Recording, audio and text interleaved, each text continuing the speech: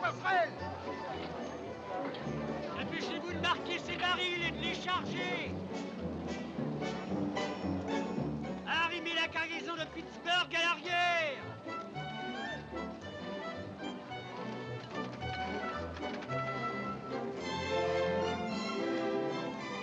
Votre valise, monsieur.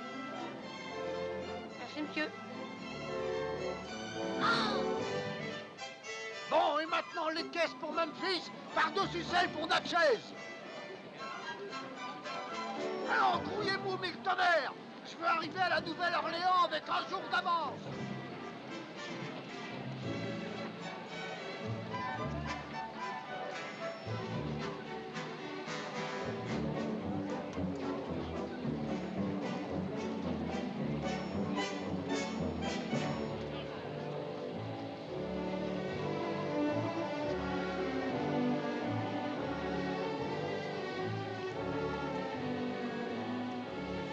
Hé, Huck! Huck! Huck Finn! Oh, bonsoir, Jim. La veuve Douglas m'envoie te chercher. Elles vont commencer à dîner. Dis-lui que j'ai embarqué clandestinement sur la reine de Natchez et que je suis allé faire un petit tour en Amérique du Sud. Je ne pourrais jamais raconter à la veuve un mensonge pareil.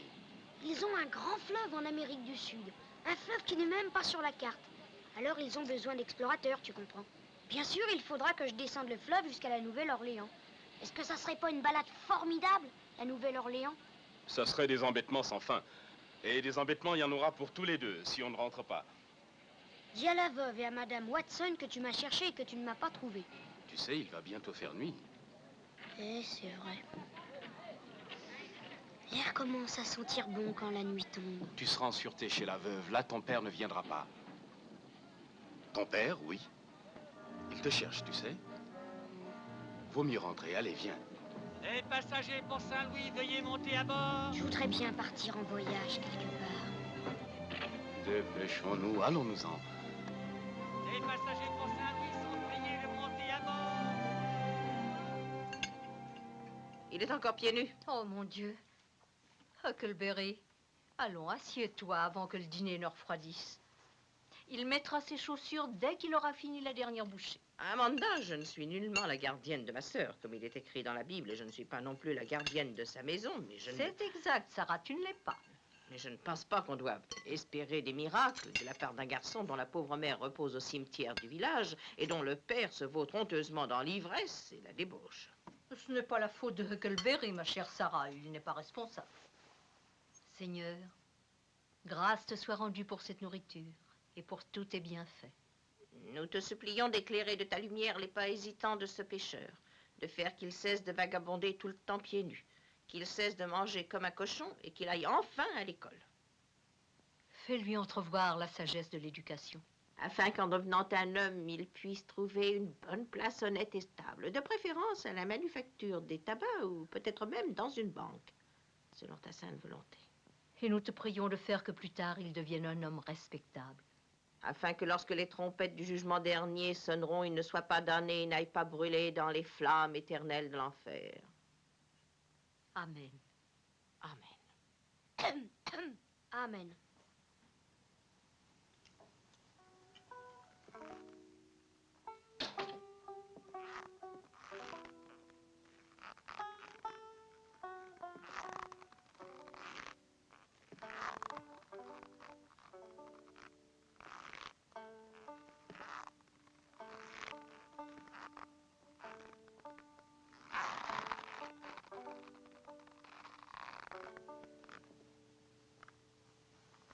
You're hankering to wander, Huckleberry Finn. You're hankering to go about as far as our body can. I knows mighty well that wandering mood you're in. How'd I knows, 'cause we all got it, Huckleberry Finn.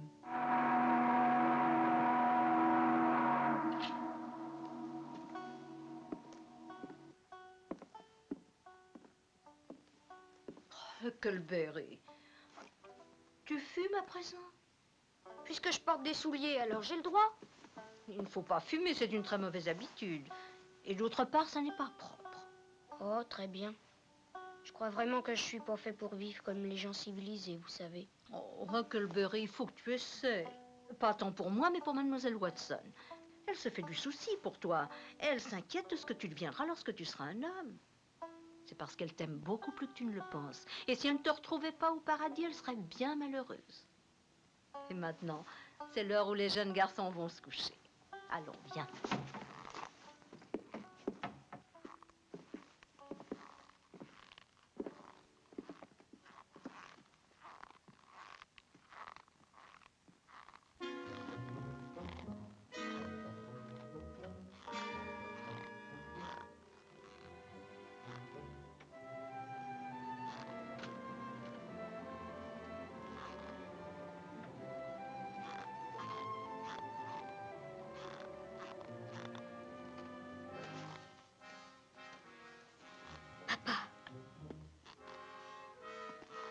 Sois pas. Voilà que tu portes des souliers à présent. Tu crois que t'es devenu un vrai petit monsieur, n'est-ce pas? Peut-être bien que oui, peut-être bien que non. Tu vas fermer ta gueule, petit insolent, t'as compris? C'est à toi, ça? Oui. Et t'es capable de le lire? Pas aussi bien que je devrais, pas. Ou arrête de m'appeler pas. Je veux pas que tu sois mon fils. Ça porte des souliers de luxe, ça lit des livres. Tu sais écrire aussi, probablement. Ou très mal, pas. Ça prend de grands airs. Ta mère ne savait ni lire ni écrire, sa famille non plus, et la mienne non plus. Et moi non plus. Mais toi, tu crois que t'es supérieur à ton propre père. Qui est là? N'est-ce pas? Qui est-ce? Mais qu'est-ce qui se passe? Oh! Je me doutais bien que c'était vous, Monsieur Fim. Oh, monsieur Finn, n'est-ce pas? Non, mais écoutez ce langage d'aristocrate. C'est pas étonnant que tout ça lui monte à la tête. Oh, mon pauvre petit agneau. Et on le caresse, et on le chouchoute, le petit agneau. Elle m'a jamais fait aucun mal, tu sais, pas. Ce n'est pas juste. Un gamin qui vit mieux que son propre père. J'ai besoin d'avoir quelqu'un pour travailler, pour s'occuper de moi. Je suis un homme malade. Naturellement, si j'avais un peu d'argent pour les médicaments et les soins, j'aurais pas besoin d'emmener le gosse. Combien d'argent vous faut-il? Oh, peut-être 400 $. 400? Mais je suis une pauvre femme, Monsieur Fim. Mais il me semble que vous avez quand même du bien au soleil. Cet esclave, par exemple, doit bien faire dans les 400 $. Peut-être même davantage. Non, il faut pas. Il faut pas qu'elle se sépare de Jim. C'est injuste, pas. Je t'en supplie, fais pas vendre Jim, pas. C'est pas assez qu'il sache lire et écrire. Vous trouvez que ça n'est pas suffisant. Il faut encore que vous en fassiez un sale abolitionniste. Je suis pas un abolitionniste. Tais-toi, rien. Lâchez-le. Et vous, la veuve, je vous donne jusqu'à demain soir, pas plus tard. Si j'ai pas les 400 $, je m'en vais quitter le pays et j'emmènerai le gamin avec moi. Vous connaissez le chemin de ma cabane au bord du fleuve, n'est-ce pas? Je vous attendrai. Allez, viens.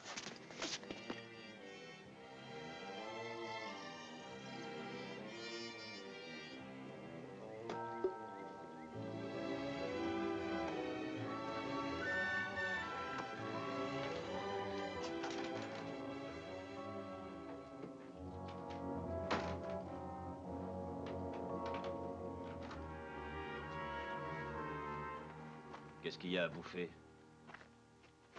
Bah, t'as dit que tu allais ramener des provisions. Toi, tu penses qu'à t'empiffrer. Eh ben, j'ai rien ramené. J'avais juste assez d'argent pour ce cruchon. Que cette satanée veuve aille au diable. Elle aime encore mieux garder son esclave que de t'avoir avec elle. Je l'ai attendue toute la journée. Je suis resté debout, planté en plein milieu de la place, pour qu'elle aille pas se déranger et à faire tout le chemin jusqu'ici. Mais elle s'est même pas montrée. C'est des salauds. Tous des salauds et des pourris.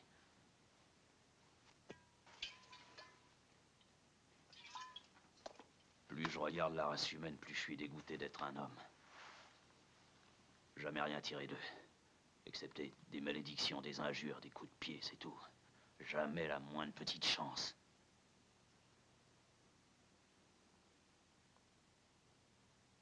Et ta mère...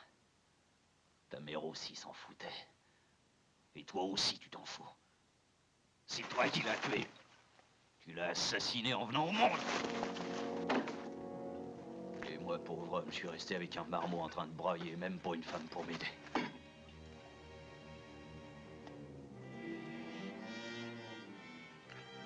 Tu crois que la Providence, dans sa miséricorde, aurait tendu une main secourable à un pauvre déshérité? Non, il n'y a rien à faire. Rien à faire qu'à rester là et attendre que l'ange des ténèbres veuille bien m'emporter. Et tout le monde s'en fout. Personne ne viendra, personne. Ah non, je fais trop de misère pour un seul homme. Pas. Je t'aiderai, moi, tu sais, pas. Pas, écoute.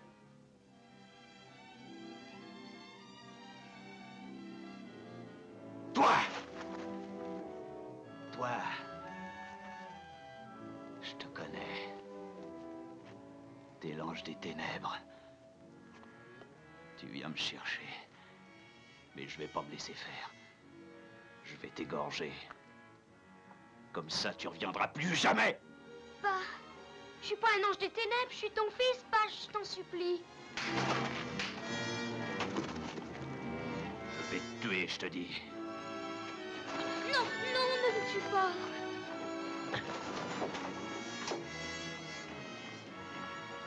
Ne t'approche pas, s'il te plaît, pas.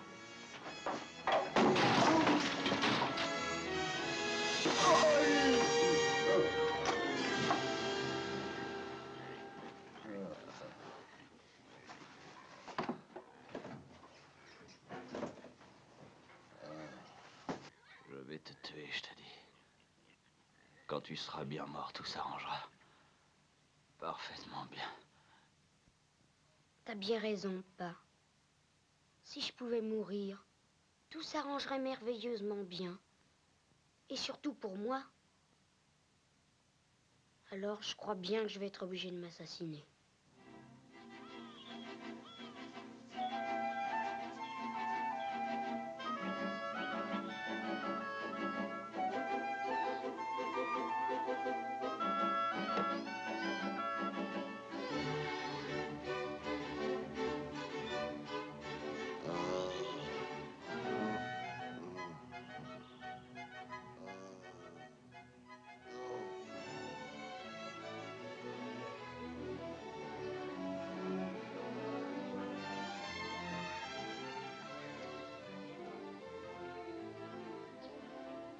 Huck!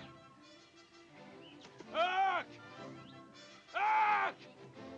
Huck! On m'a assassiné mon fils!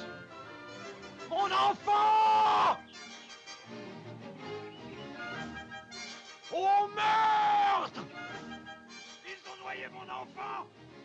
Ils l'ont assassiné!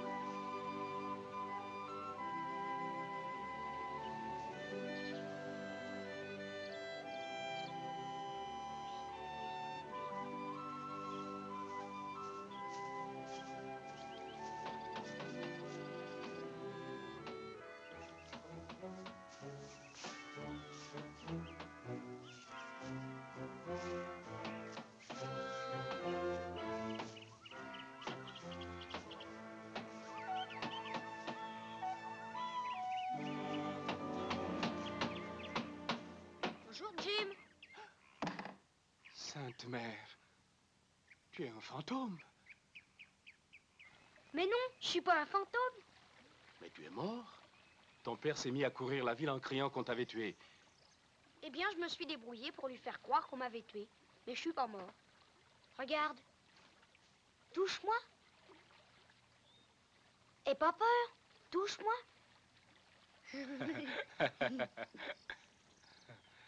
Je leur ai joué une bonne farce, hein, Jim? Oh oui, c'est une bonne farce. Oh, tu es très malin, tu sais. Oui, ça c'est vrai. Et maintenant, qu'est-ce que tu vas faire? Je m'en vais quelque part où il n'y aura pas une cloche pour dire de te réveiller, et une autre pour te faire manger, et une autre pour t'envoyer dormir. La Nouvelle-Orléans, peut-être bien. C'est de là que je dois partir si je veux aller au Brésil. J'ai un canoë caché dans les roseaux. Je vais me laisser dériver tout le long du fleuve, après Saint-Louis, Caïro... Caïro? Dans l'Illinois? Je descendrai plus loin encore. Plein sud jusqu'à la Nouvelle-Orléans. Moi, j'ai un radeau qui fera ton affaire mieux qu'un canoë. Il était abandonné sur le fleuve. Oui, c'est vrai. C'est un beau radeau. Bien sûr, si on pouvait y installer une petite tente pour se mettre à l'abri, ça serait beaucoup mieux. Oui, avec un sol en terre battue, il sera magnifique, tu verras. Tu sais, j'ai des écuelles, des tasses, une poêle, des couteaux. J'ai tout ce qu'il faut. On n'a plus besoin que d'un peu de chance. Toi aussi, tu veux partir? Je me suis enfui de chez la veuve Douglas. Tu as fait ça? Oui, j'avais peur qu'elle me vende pour pouvoir payer ton père. Il ne faut pas faire ça, Jim. Tu lui appartiens.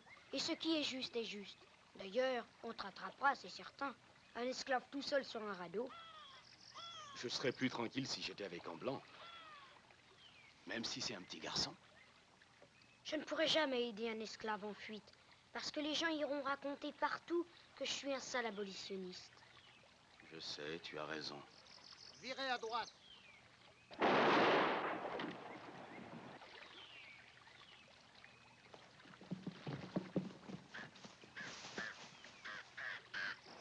Le courant a dû entraîner le corps du gamin par ici.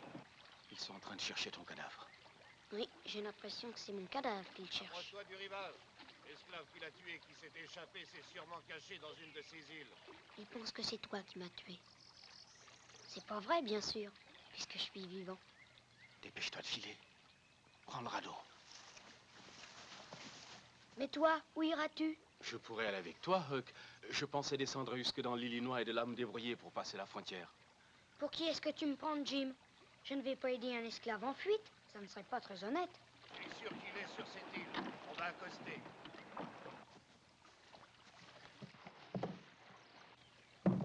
Eh bien, je regrette, Jim. Tu sais que je ne peux pas t'emmener avec moi. Alors tant pis. Tu dois faire ce qui est juste et je t'admire pour ça. Merci, Jim. Quand ils me trouveront, t'en fais pas, ils ne sauront pas que tu es vivant. Ils auront beau me fouetter, me battre, m'arracher les oreilles, je jure de ne pas dire que tu n'es pas mort. Que le diable me patafiole. C'est vrai, il n'y a que toi qui le sais, n'est-ce pas? Pense à ton père, Huck. C'est à lui surtout que je ne dirai rien.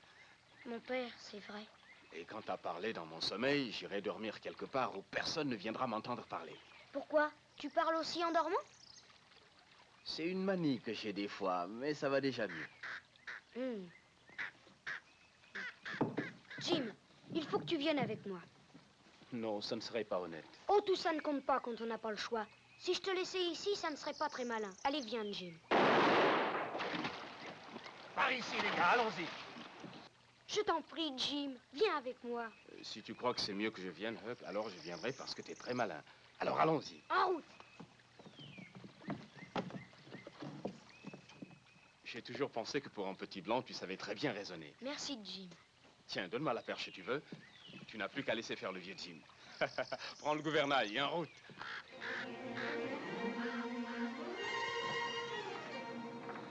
Il n'y a plus qu'à faire attention à ne pas nous laisser prendre.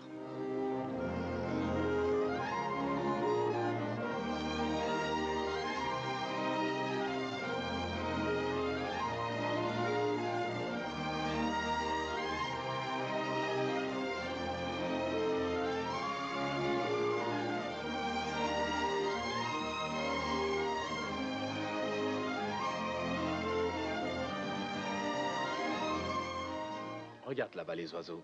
Hein, ils sont jolis. Oui, ils savent pas où aller. Oh, j'ai une faim terrible.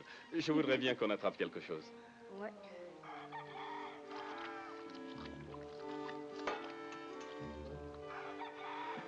Est-ce que tu vois une ferme là-bas, toi? Jim, si on prend quelque chose avec l'intention de le rendre, ça n'est pas volé, c'est juste emprunté, n'est-ce pas? Non, mais je préfère emprunter ce qui se trouve dans l'eau. C'est pas prudent d'aller à terre. Est-ce que tu as faim ou est-ce que tu n'as Oui, pas j'ai faim? faim. Alors on va à terre.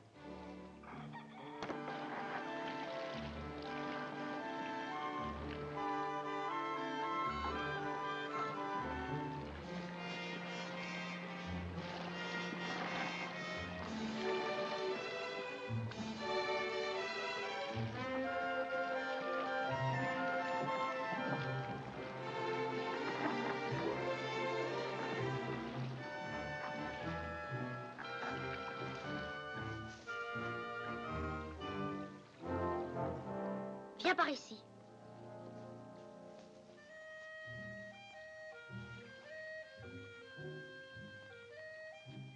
Si votre seigneurie veut bien.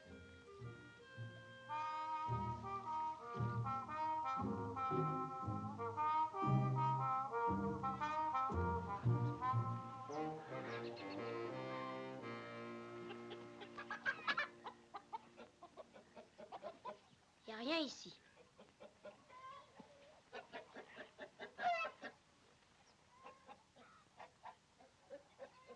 On est passé avant nous, c'est tout ce qui reste. S'il y a encore des œufs, ils doivent être dans les poules. Oui, mais on ne peut pas emprunter une poule. Pourtant, mon père disait souvent, prends le poulet quand on a l'occasion. Car si tu n'en veux pas, il y aura quelqu'un à qui ça fera plaisir. Et une bonne action sera toujours récompensée. Il y en a un par là.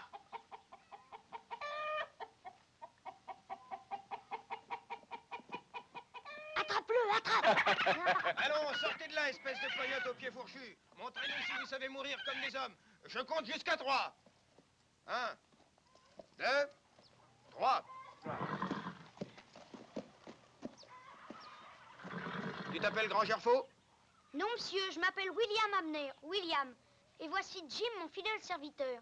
Nous sommes en route pour... William, je n'ai jamais entendu ce nom par ici. Eh bien, ça, alors, c'est curieux. Ça me semble à peine croyable. Un Grand Gerfaut!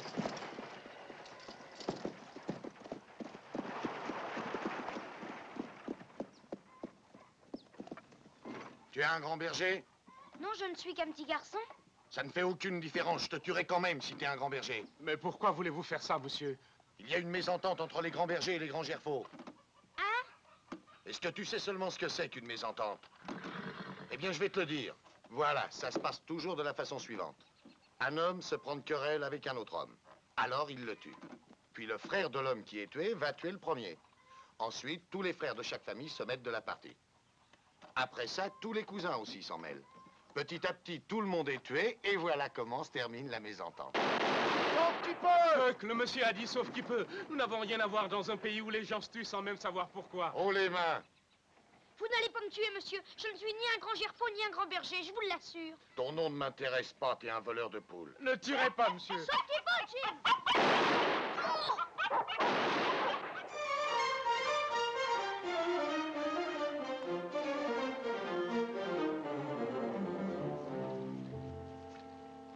Jim, regarde. Allons voir.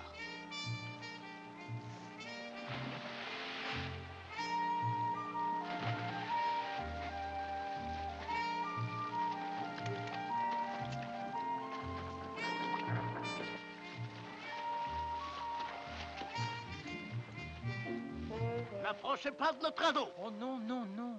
Veuillez tendre à nos invités une main cordiale et accueillante. À lui aussi. Mais naturellement, on l'invite aussi. Si je m'écoutais, je vous laisserais bien vous noyer. Je crois que vous vous trompez. C'est pas nous, c'est vous les invités. Ce radeau-là nous appartient. Oui, et ces œufs-ci nous appartiennent. Entre gens du même monde et de vous à moi, faites-nous donc l'honneur de partager notre petite collation. J'avoue que ça me ferait rudement plaisir. N'est-ce pas? Des œufs à la créole. Une spécialité de l'hôtel du Grand Créole à la Nouvelle-Orléans. Et vous y avez séjourné souvent, je suppose? Non, pas souvent. En tout cas, pas encore. Oh, il faut. C'est le seul hôtel de toutes les Amériques où les gens de qualité reçoivent un accueil acceptable. Je vous conseille vivement d'y aller à la prochaine occasion. Oui, d'accord, j'irai. Demandez donc à votre valet de nous éloigner du rivage. Le fumet de ce festin risque fort de nous attirer tous les fâcheux des alentours. Bon, allons-y, Jim.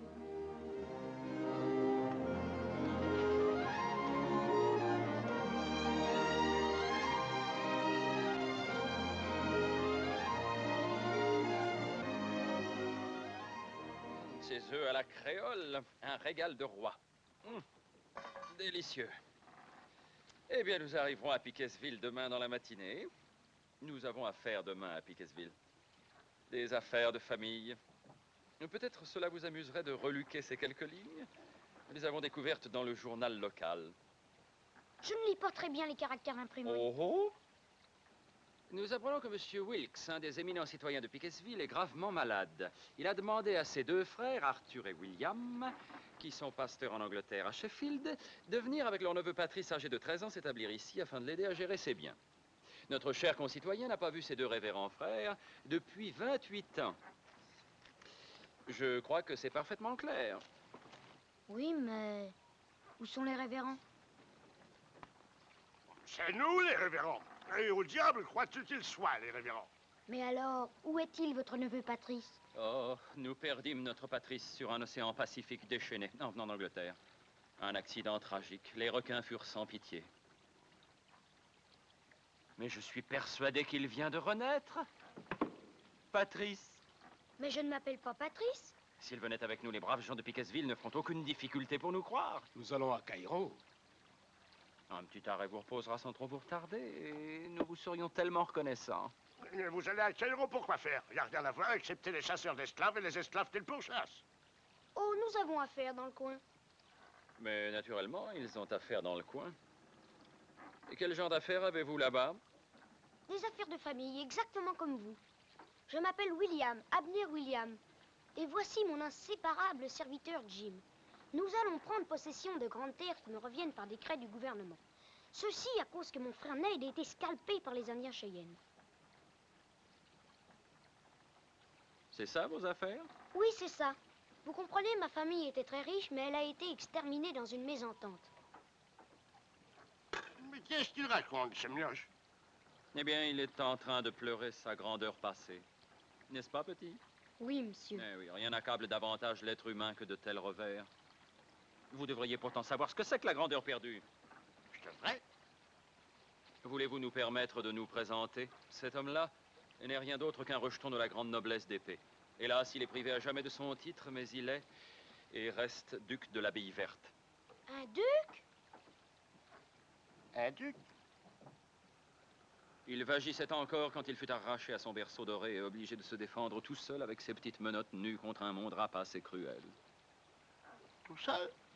Cette tragédie lui a obscurci l'essence d'une manière totale. Pauvre enfant perdu. Un vrai seigneur? C'est extraordinaire. J'arrive pas à y croire. Ah, car celui qui a dit que la vérité est plus étrange que la fiction savait très bien ce qu'il disait. Tenez, moi-même. Vous avez entendu parler du jeune dauphin, n'est-ce pas, le fils de Louis XVI et de Marie-Antoinette? Bien sûr. Votre érudition m'enchante. Eh bien, c'est moi. À cette heure-ci, je devrais me prélasser sur mon trône s'il n'avait été illégalement occupé par l'usurpateur corse. Qu'est-ce qu'il raconte? Eh bien, il dit tout simplement qu'il est le roi de France. Le roi? Je le serai, si justice m'était jamais rendue. Qu'en dis-tu, mon gars? Si tu acceptes de suivre la famille royale, tu pourras en tirer des avantages dépassant 60 $. 60 $? Nous allons à Cairo. Une royale invitation ne se refuse jamais. À moins que vous ne préfériez continuer à la nage? Ça paraîtrait très bizarre qu'un garçon et son fidèle serviteur rechignent à gagner 60 $ en bon argent. Qu'en dis-tu, petit? C'est à toi de décider. Avec plaisir et à votre service, votre royauté. Majesté suffira. Une royauté ne s'emploie que dans les grandes occasions. Qu'est-ce qu'il est donc?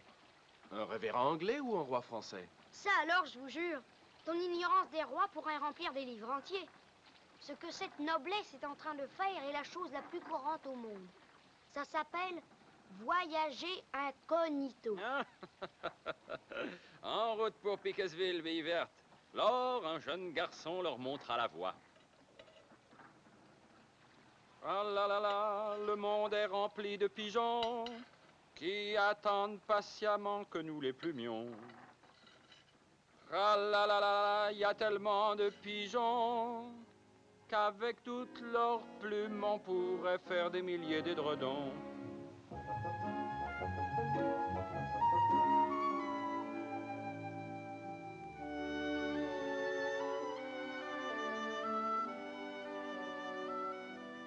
ciel est plus grand ce soir, c'est joli. As-tu jamais vu briller autant d'étoiles? C'est à se demander d'où elles sont toutes sorties. Elles ont sûrement été pondues par la lune. Une fois, j'ai vu une grenouille qui a pondu aussi des milliers d'œufs. Je crois qu'on va avoir des tas de misère. Oh, ne t'en fais donc pas. Il faut toujours voir le bon côté des choses. D'ailleurs, on est des aventuriers. Et puis, il y a une chose que mon père m'a apprise. Le meilleur moyen avec ce genre de bons hommes, c'est de les laisser croire que c'est eux qui vous possèdent. Je n'ai jamais vu un type qui pouvait prier autant que toi. On ne prie jamais assez. Surtout si on a péché. Et tu sais, le Seigneur voit tout. Oh, je crois pas que tu sois un si grand pécheur. Qu'est-ce que tu as fait comme péché, excepté de t'enfuir de chez la veuve? Oh, j'en ai sur la conscience, j'en ai beaucoup. J'ai commis un péché affreux dont aucun homme n'est capable, qu'il soit noir ou blanc. Oh, tu exagères. Tu connais ma petite fille? Ma petite Lisbeth. Il y a longtemps, lorsqu'elle n'avait que 4 ans, elle est tombée gravement malade, elle a eu la scarlatine. Mais Dieu merci, elle a guéri. Et un jour, nous étions assis dans la cabane, et la porte était ouverte. Alors je lui ai dit, ferme la porte, Lisbeth. Elle n'a pas bougé. Je le lui ai dit encore une fois, elle n'a même pas fait attention. Elle restait là sans rien dire. Elle me regardait, elle avait l'air de sourire. J'ai dit, attends, je vais t'apprendre à obéir. Et je lui ai donné une gifle. Et elle l'a reçue en pleine figure. Elle est allée rouler par terre. Alors je suis sorti prendre l'air. J'avais grand besoin de me calmer. Et quand je suis revenu, 10 minutes après, la porte était encore ouverte. La fillette était juste devant. Elle regardait le sol, toute triste. Elle pleurait doucement et de grosses larmes inondaient son visage. Moi, j'étais furieux. Et comme j'allais recommencer à la battre, il y a eu un coup de vent qui a claqué la porte. Et allez, vlan! Et l'enfant, elle n'a même pas bougé. Elle n'a pas fait un geste. Huck, elle était tout à fait sourde. Elle était devenue sourde à cause de la fièvre scarlatine, et je l'avais giflée tellement fort. Alors j'ai pleuré de tous mes yeux. Je l'ai prise dans mes bras, tout contre moi, et j'ai prié Dieu qu'il me pardonne. Car moi, je ne peux pas me pardonner. Que le Seigneur sait quel grand pécheur je suis. Il sait que je mérite tous les malheurs du monde.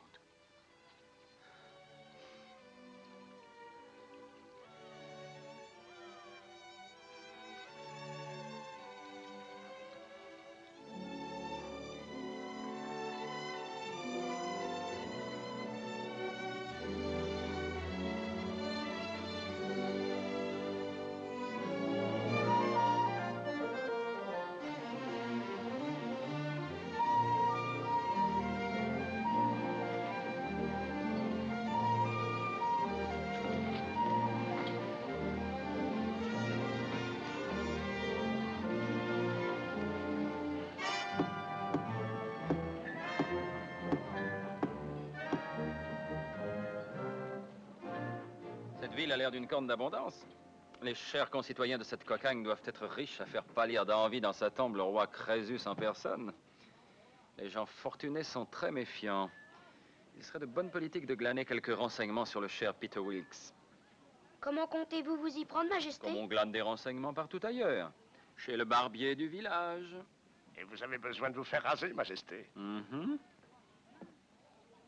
Il est vraiment formidable. Un esclave évadé recherché pour meurtre récompense $200. Il paraît qu'un gosse appelé Huckleberry Finn a été tué et découpé en petits morceaux et puis noyé dans le fleuve. Le jour suivant, l'esclave s'est enfui. Pauvre petit gamin, il n'était pas plus de toi. Oui. Pauvre petit gamin. Sa pauvre mère et son pauvre père doivent le pleurer à chaudes larmes. Oui. Spécialement son pauvre père. Cet esclave évadé, ils disent qu'il s'appelle Jim. C'est comme ça que tu t'appelles, non? Mais l'esclave qu'ils veulent capturer, eh bien, il a tué un gosse pas plus grand que moi. Mais alors ça ne peut pas être lui. Parce que moi je suis vivant. Tenez, touchez-moi. Craignez rien, touchez-moi. Touchez-le, touchez-le.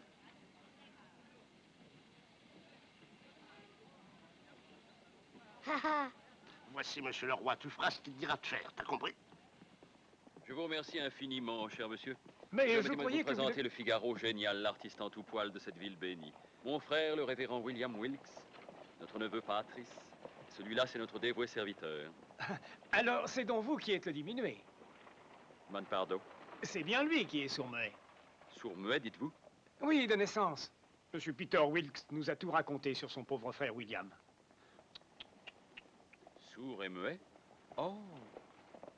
Sourd-muet, bien sûr. Et maintenant que votre honneur m'excuse, il faut que j'aille prévenir vos qu'est-ce noms.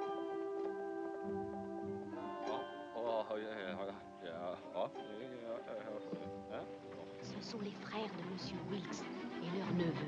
Vous connaissez la nouvelle? Le révérend Wilkes et son frère viennent d'arriver d'Angleterre. Dorénavant, bille verte, la main sera plus leste que la langue. Nos deux nièces, Marie-Jeanne et Johanna, nous attendent avec impatience. Pauvres petites orphelines.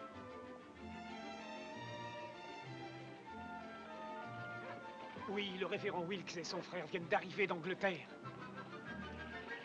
Le cher Peter Wilkes a cassé sa pipe à 10 heures la nuit dernière. C'était un saint homme qui récitait tous les soirs ses prières avant de se coucher et qui remettait ça à midi tous les jours de sa sainte vie. Madame Watson sera enchantée de le rencontrer au paradis, j'en suis Nos persuadée. chères petites nièces n'ont plus personne vers qui se tourner excepté leurs chers oncles. Et naturellement, le cousin Patrice. Tenez, tenez, les voilà, mademoiselle Marie-Jeanne. Oh, Johanna, nos prières sont enfin exaucées. Nos chers oncles sont là. Ils sont là, ils sont là. Ces deux bons hommes ne ressemblent pas aux révérends que je connais. Les voilà. Oh, béni soit le Très-Haut. Vous êtes Marie-Jeanne? Oncle Arthur. Non, Marie-Jeanne. Oh, mais c'est déjà une petite femme. Oh. Le vrai portrait de mon cher frère. Oh, Marie-Jeanne. Marie-Jeanne. Vos oncles sont ici. Bonjour. Oh, Johanna, n'est-ce pas merveilleux? Regarde Patrice, il n'a même pas de souliers. Ah, c'est la faute des corsaires. Sans pitié, ces vandales, ils nous ont volé jusqu'à nos attributs sacerdotaux. Ils ont mis à sac le petit bateau que l'archevêque de la Nouvelle-Orléans nous avait prêté. Un archevêque charmant. Il faut qu'il mette des souliers avant que je le considère comme un cousin. Oh, oncle Arthur, si seulement vous étiez arrivé hier soir, avant que père ne... Oh, hélas. Hélas, 3 fois hélas, après 28 ans, le rater comme ça d'un cheveu.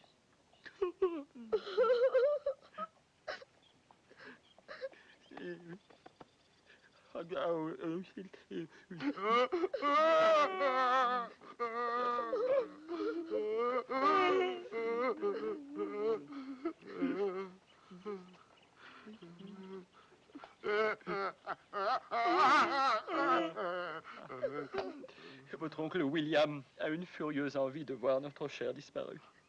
Artémise, Artémise, veillez à ce que leur domestique ait à manger et un coin pour dormir. Suivez-moi.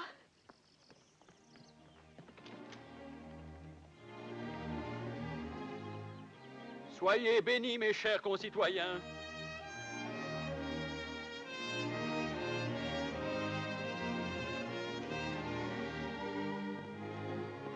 Attendez un instant, mon enfant. Votre oncle William et moi avons quitté notre cure en Angleterre pour les profondeurs des jungles de la Patagonie dans le but précis d'évangéliser les infidèles. Nous sommes confortablement pourvus grâce à la générosité de nos ouailles et ce qui est à nous est à vous. Mais... Oh non, j'insiste, ma chère. Les infidèles peuvent attendre, car le poète l'a dit, les liens du sang sont plus forts que ceux de l'eau bénite. Mais oncle Arthur père nous a laissé de la fortune. Nous avons cette maison, une tannerie qui est très prospère et 3000 $ en or. Alléluia!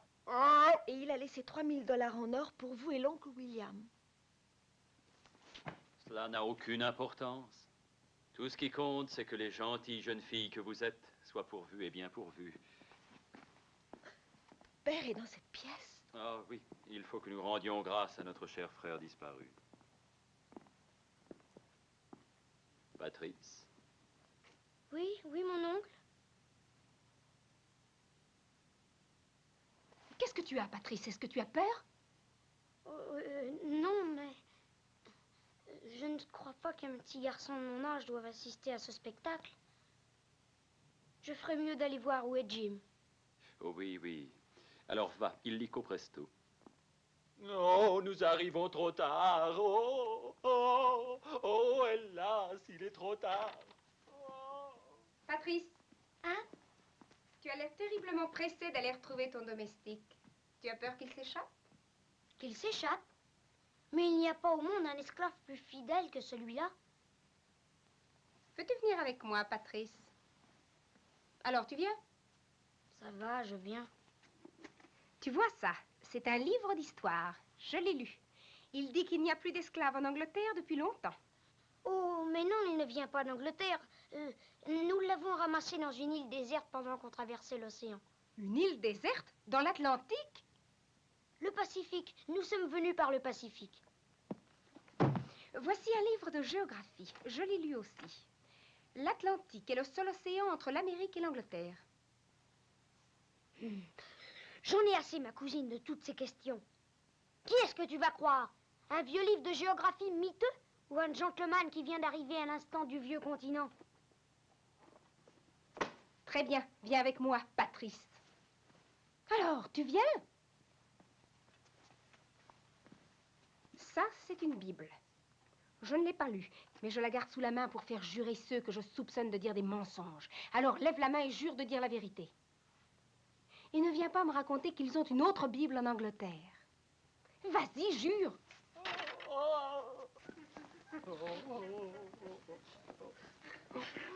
Le plus cher désir de père était de revoir enfin ses frères bien-aimés. Cela ne lui fut pas accordé. Mais cette dernière volonté sera accomplie, afin qu'ils puissent reposer en paix.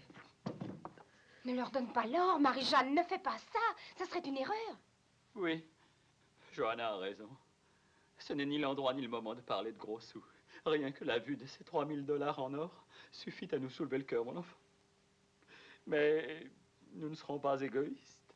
Les dernières volontés du cher défunt doivent être respectées. Ouvrez la boîte.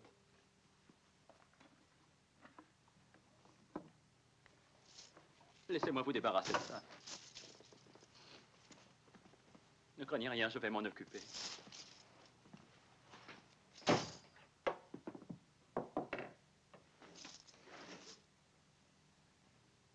Puisse son âme reposer dans la paix éternelle. Ah! Cet or aidera les infidèles de la Patagonie à trouver les saintes voies de notre Seigneur.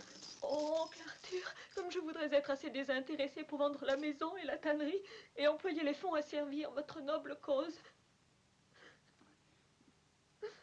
Non, mon enfant.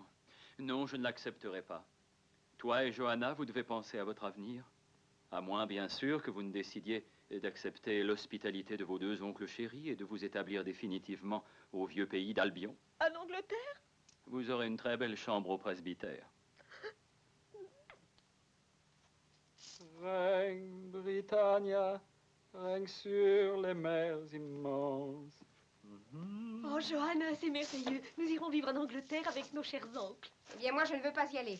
Johanna! Je n'ai aucune envie d'être dévorée par les sales requins qui grouillent dans le Pacifique. Mais qui est-ce qui a bien pu te parler de requins, Johanna? C'est Patrice. Il a dit que vous avez traversé le Pacifique pour venir ici. Et je sais que c'est infesté de requins. Patrice a commis une erreur. On traverse l'Atlantique pour venir d'Angleterre. Ça, j'en étais sûre. J'étais sûre qu'il racontait des mensonges. Tu ne t'appelles pas Patrice. Tu es un fumiste et un imposteur. Et si tu es un fumiste et un imposteur, ils le sont aussi. Voyons. Enfin, écoute, Johanna... Ce ne sont pas des fumistes, c'est impossible. Ce sont des hommes d'église. Oh, très bien, ne me crois pas. Je ne suis qu'une gamine. Mais ça ne veut pas dire que je suis une idiote. Attends, je vais aller chercher le shérif. Il nous dira si nous avons affaire à des imposteurs, oui ou non. Et comme lui n'est pas un gamin, tu seras bien obligé de le croire. Alléluia! Johanna, regarde Patrice qui prie pour toi. Ça n'a rien d'extraordinaire. Je fais la même chose à la maison tous les jours. Une prière sur le coup de midi. Comme l'oncle Peter nous a écrit qu'il faisait. Alléluia! Ce gamin est un génie. Johanna, comment peux-tu te méfier d'un jeune garçon aussi croyant et aussi pieux que lui? Je ne crois rien de tout ça. Johanna! Oncle Arthur. Amen. Là, calme-toi. Les choses iront beaucoup mieux quand nous serons au presbytère. Oh, comme vous êtes bon, mon oncle. Oui. Nous partirons dès que vous aurez liquidé la tannerie et vendu la maison. Demain, après les obsèques, aussitôt que possible. Je me chargerai de tous ces petits détails, moi-même. Oh, quelle chance pour nous d'avoir un oncle aussi merveilleux. Oui, oui, oui. Pauvre petit Patrice, tu dois te sentir bien malheureux vêtu de ces affreux haillons et sans chaussures. Allez, viens, je vais te trouver des vêtements, tu vas voir. Tu seras beau comme tout. Oh. Alors viens, nous allons choisir ensemble ceux qui tireront Le cher mieux des belles disparu. chaussures.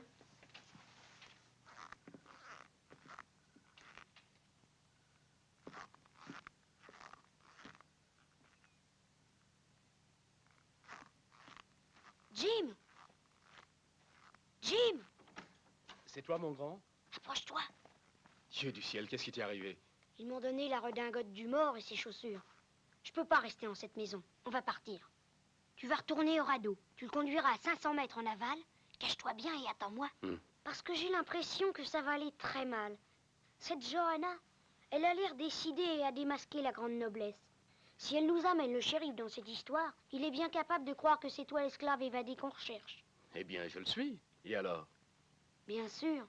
C'est pour ça qu'il ne faut prendre aucun risque. C'est très gentil à toi de me prévenir et de m'aider à m'échapper. Même si tout le monde dit que tu es un sale abolitionniste, c'est très courageux. Écoute, c'est très simple. Si la noblesse se fait prendre à voler l'or de ces deux pauvres jeunes filles, je veux que tout le monde sache que toi et moi, on n'a rien à voir dans cette histoire. C'est vrai. Et pour nous en sortir, il n'y a qu'un seul moyen. C'est de cacher cet or. Comme ça, ils ne pourront pas le voler. Et maintenant, retourne au radeau, tu entends? Très bien. Moi, je vais cacher l'or. Allez.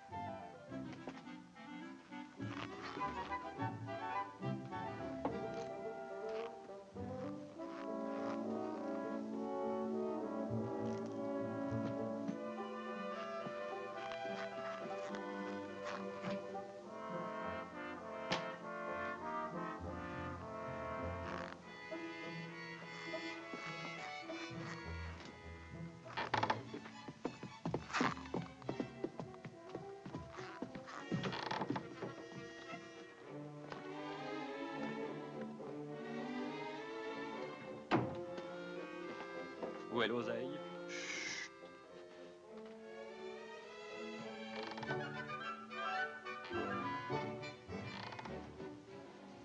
La moisson a été abondante aujourd'hui, mon cher duc. Et ce beau filon n'est pas prêt de s'épuiser. C'est vraiment trop facile. Il est évident qu'avec tous les gogos de la ville de notre côté, cela devient un jeu d'enfant de les plumer un à un.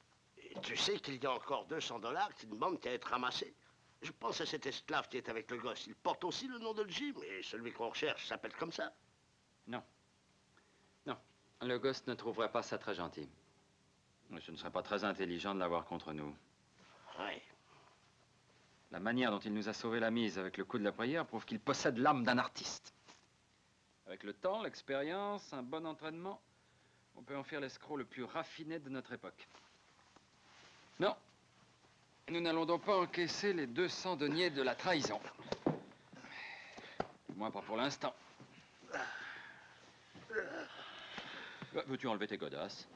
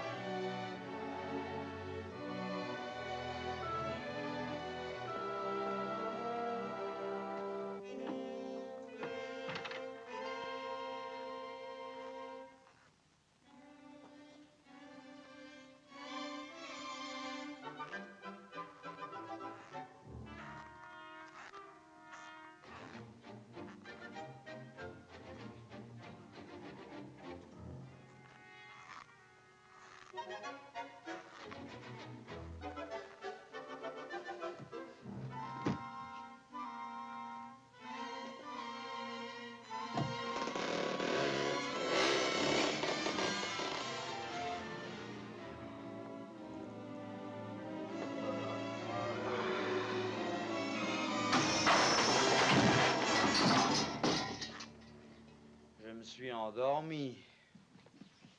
J'ai entendu du bruit. Oh, Patrice. Quoi? Je l'ai fauché à votre oncle et je voulais le cacher pour vous. Dans le cercueil de père. Oh, Patrice, comment peux-tu commettre une si vilaine action? Tu vois, tu ne voulais pas me croire. Oh, mais... Je vous demande pardon. C'est ma faute, mademoiselle Marie-Jeanne. Je vous ai entendu venir, alors j'ai voulu cacher le sac. Pourquoi est-ce que tu ne me l'as pas donné, tout simplement? D'abord, je l'avais caché, puis j'allais cacher ailleurs, je veux dire, pas dans la même cachette, mais c'est pourquoi. Je ne suis pas très convaincant, hein. Et comme si ce n'était pas assez, je te trouve en train de voler dans le cercueil de père. Pourquoi, Patrice, pourquoi? C'est encore la fièvre cérébrale. Le pillage des tombes en est souvent le premier symptôme. Je te l'avais bien dit pourtant qu'il mentait. Quand ça le prend, nous sommes obligés de l'enchaîner jusqu'à ce que la fièvre soit tombée. Mais jamais on ne me croit parce que je suis une fille. Johanna, va te coucher, il est tard. Mais il nous a raconté, va te coucher. Oh, mon pauvre Patrice. Je ne m'appelle pas Patrice. Oh? Comment t'appelles-tu alors? Abner. Abner William. Mes parents ont tous été exterminés par les Indiens Cheyennes. Oh, pauvre petit Patrice. Mademoiselle Marie-Jeanne, je vous en supplie, croyez-moi, ce ne sont pas vos oncles. Ce ne sont pas les révérends Arthur et William. Votre oncle William est le seul qui puisse le calmer quand ces crises le prennent. Mon corps! Pauvre William. Que le premier cri qui lui sort de la bouche soit une longue plainte, c'est un grand miracle. Mademoiselle Marie-Jeanne, je vous en supplie, Croyez, oncle croyez-moi. Arthur, laissez-le parler. Très bien, très bien. Et alors, Patrice, si nous ne sommes pas les révérends, eh bien, qui sommes-nous?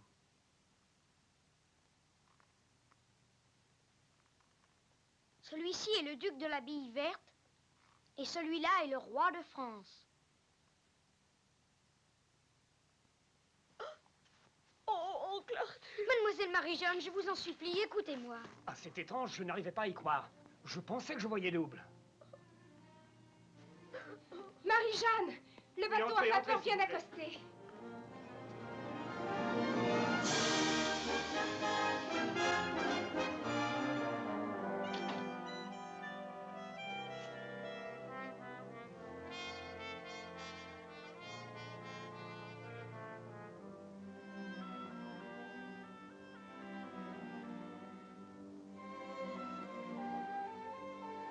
Bouton d'or, pétale de rose. Quoi? Mais que veut-il dire par bouton d'or et pétale de rose? Ce sont les surnoms que père donnait à Johanna et moi quand nous étions des petites filles. Ce sont eux nos vrais oncles.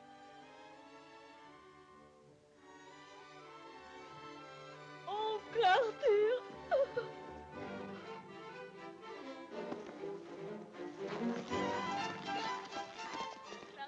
Tu vois ce que tu as fait? Tu nous as fait perdre un héritage de 3000 $. Non, je vous en prie, non. Tu sais ce qui va t'arriver à présent? Comment as-tu osé me faire ça, moi?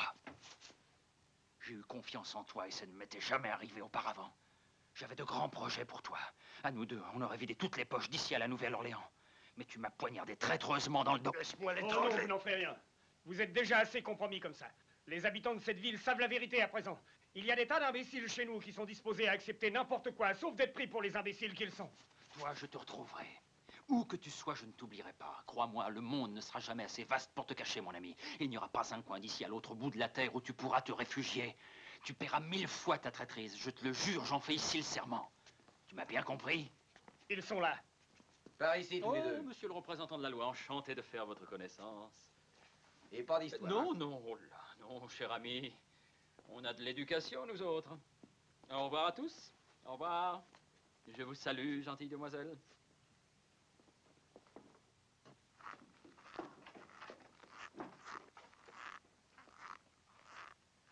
Patrice, attends. Comment pourrons-nous jamais te remercier d'avoir dit la vérité? Et pardonne-moi, Patrice, de t'avoir cru aussi malfaisant que les deux autres. Mais je ne m'appelle pas Patrice. Eh bien, qui que tu sois, tu es parfaitement digne d'être mon cousin. Et gare à celui qui dira le contraire. Viens, mon chéri, entre. Tu es ici chez toi. Il habitera avec nous. On lui donnera la chambre de papa. C'est tout naturel puisqu'il sera l'homme de la maison. Oh, mais je ne suis qu'un petit garçon. Tu iras à l'école ici même, à Piquesville.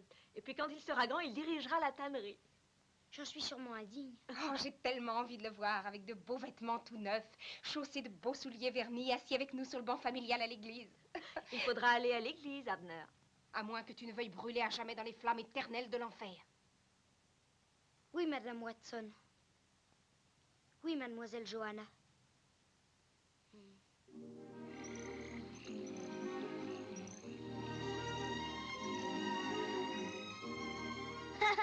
De beaux souliers vernis et du travail à la tannerie. Tu t'imagines ça, toi? Ça m'a donné la chair de poule rien que d'y penser. Et avec ça, il y avait cette espèce de majesté qui avait juré d'avoir ma peau. Mon Dieu, ce qu'il était enragé, et presque aussi méchant que papa. On a eu de la chance de s'en sortir. Je crois qu'il n'y a pas beaucoup d'avenir dans la noblesse, hein, petit? Peut-être qu'il vaudrait mieux que tu retournes à Hannibal et que tu ne cours pas le risque d'être capturé par ici. Et de quoi tu parles? Eh bien, ça vaudrait 100 fois mieux pour toi d'être un bon esclave là-bas où tu as toute ta famille, puisqu'il faut que tu sois un esclave. Je ne suis pas obligé d'être esclave, et je ne serai jamais un esclave. Je vais être un homme libre dès que nous serons à Caïro. Et tu sais ce que je vais faire dès que je passerai la frontière? Je vais me trouver du travail. Un vrai travail où je serai payé. Peut-être dans une mercerie. Est-ce que tu me vois? Oui, madame. Ces aiguilles sont les plus fines que nous avons, madame. Elles ne coûtent que 4 cents. Oh, merci, madame. Dis, ça ne serait pas merveilleux? Cette boutique m'a l'air aussi amusante qu'une paire de beaux souliers vernis. Je vais me faire un petit magot afin de pouvoir acheter ma femme et la garder pour moi. Et alors, elle et moi, on va travailler dur et économiser pour acheter les 2 enfants. Oh, Rock, mon petit, ne crains rien, tout va se passer très bien. Et tout ça parce que tu as aidé ton vieux Jim. Un instant, entendons-nous bien. Je ne t'aide pas à fuir parce que je suis, comme on dit, un sale abolitionniste. C'est que le seul moyen que j'ai pour ne pas retourner chez mon père, c'est de m'assurer que toi, tu es libre. Je sais tout ça, Rock, je le sais bien. Quelle vie de chien, avec toutes ces histoires.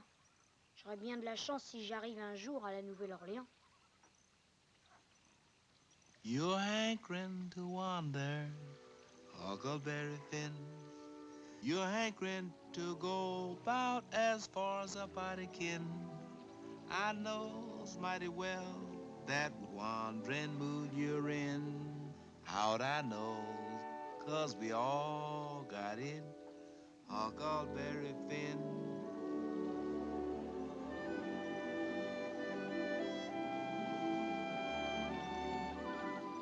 Huck, il y a trop de brouillard, on ne voit pas où on est.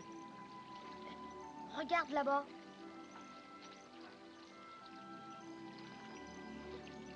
On dirait une péniche. Elle est allée s'échouer sur les rochers. Elle a l'air abandonnée. On va monter à bord. J'ai pas envie d'explorer des épaves.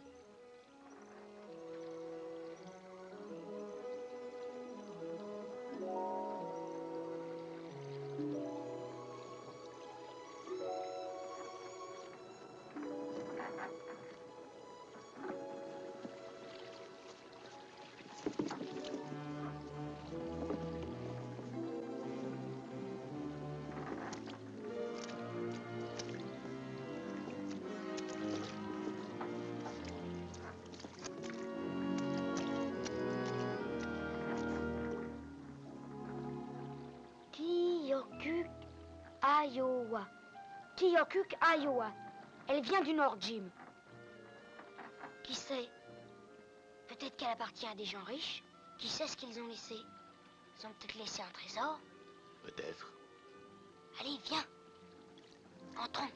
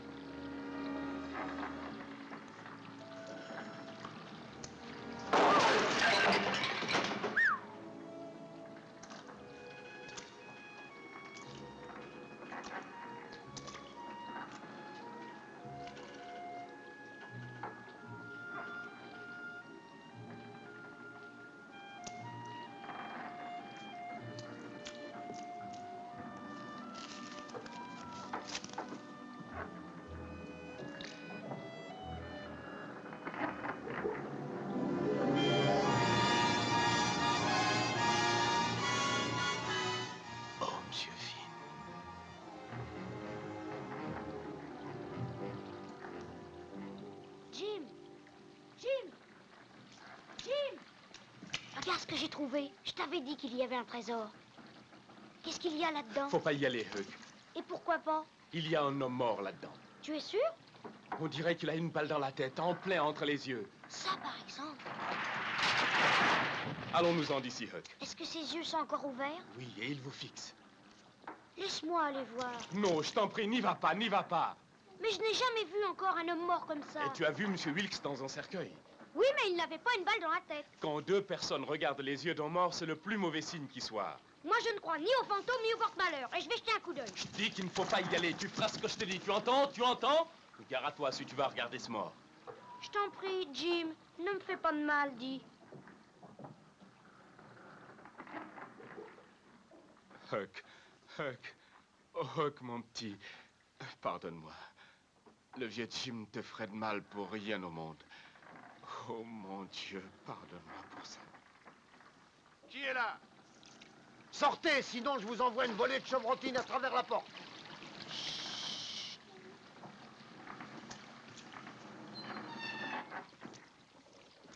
Mais ce n'est qu'un gamin. Qu'est-ce qu'il y a à votre service, messieurs? On est des chasseurs d'esclaves. Ah. On recherche des fugitifs.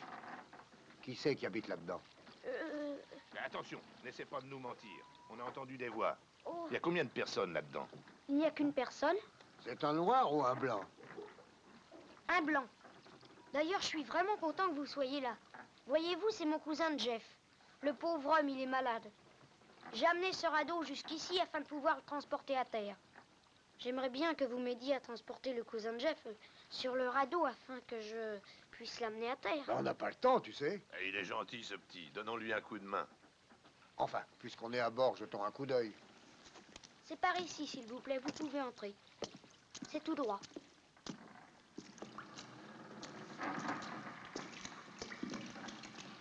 Alors, où est-il, ton cousin? Dans cette cabine-là? Il est là, oui.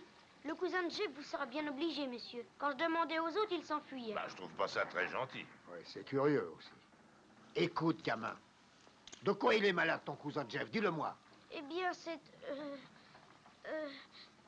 Oh, rien de bien grave. Je suis sûr que tu mens. Qu'est-ce qui se passe là-dedans? Allons, dis-le-moi. Jetons un coup d'œil. Vous n'avez pas besoin de venir sur le radeau avec mon cousin de Jeff. Vous ne risquez pas d'attraper la contagion. N'entre pas là-dedans. Ton cousin a attrapé la petite vérole, allons, avoue-le. Pourquoi est-ce que tu ne l'as pas dit plus tôt? Réponds! Eh bien, chaque fois que je le dis, tout le monde s'enfuit. On n'a plus rien à faire ici. Et avant d'inviter les gens à bord, la prochaine fois, tâche de les prévenir. Merci bien, messieurs, merci quand même. Putain, cette péniche va couler. Allons-nous-en vite. Regarde! Un esclave!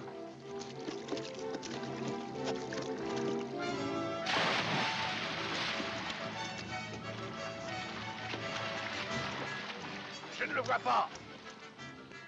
Là! Va chercher le canot.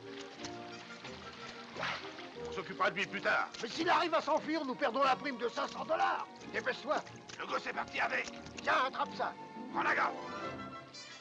Ça y est, je le vois. Oh! Jim!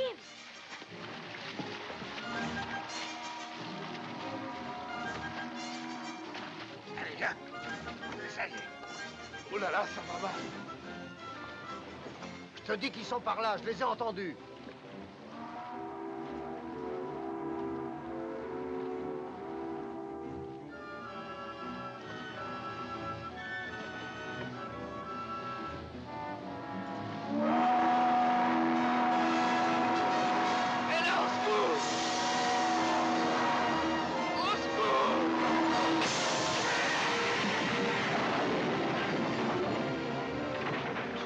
Machine en avant toutes!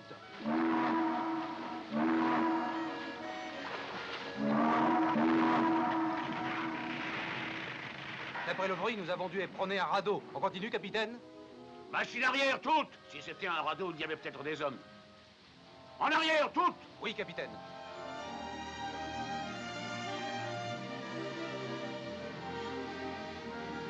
C'est plutôt bizarre de voir un petit garçon seul sur un radeau avec un nègre, n'est-ce pas, capitaine?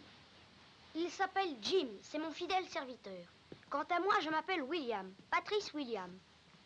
Et comme je vous disais, Jim, qui est mon fidèle serviteur, m'accompagne. Mes parents ont été assassinés par des imposteurs qui s'étaient déguisés en révérends. Nous devions nous enfuir ou nous laisser tuer. Vous comprenez, n'est-ce pas, capitaine? Tu me donnes des réponses à des questions que je ne t'ai jamais posées. Il m'importe peu de savoir d'où tu viens et où tu vas. Ce qui m'intéresse, moi, c'est de conduire ce bateau à destination, c'est-à-dire directement à la Nouvelle-Orléans. Tu peux payer ta place? À bord de mon bateau, il n'y a que les passagers qui ne travaillent pas. Alors vous devez travailler. Il y a une place de chauffeur dans la soute. Et mon garçon de cabine s'est embarqué sur un autre bateau. Moi? Un garçon de cabine?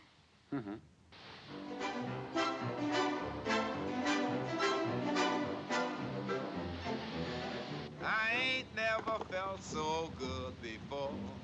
Ain't never cared for living more. I ain't never thought I'd live to see what it's like to be feeling is free.